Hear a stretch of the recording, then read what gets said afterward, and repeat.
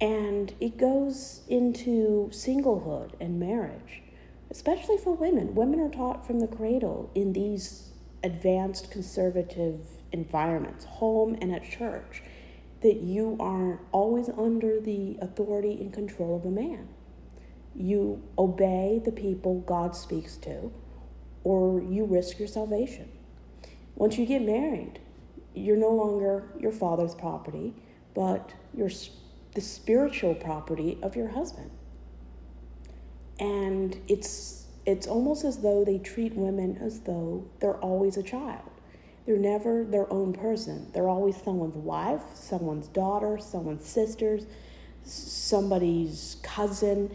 They're never just me.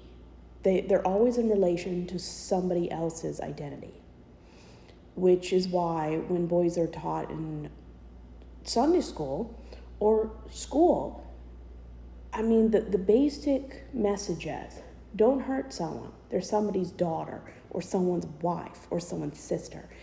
It's never don't hurt someone because they're their own person.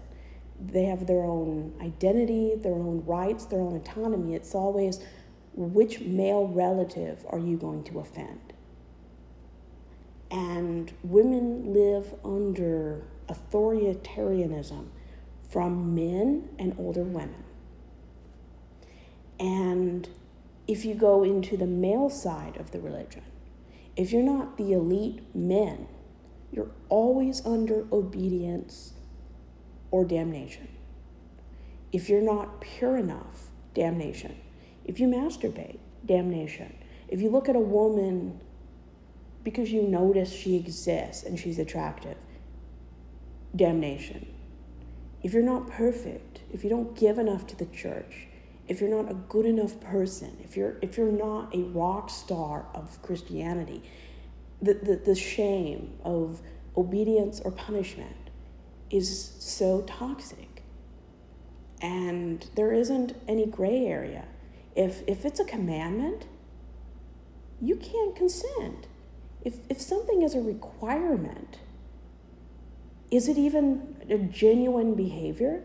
If you're forced to do something because if you don't, you're going to be damned to hell, are you doing it because you're a good person? You want to be a decent human being that will give the next generation the best possible outcome? Or are you doing it to escape punishment? I mean, when Christians evangelize, they always use "you're going to hell." That's what they say to gay people. The threat of eternal damnation, if you believe that exists, is one way people can control you.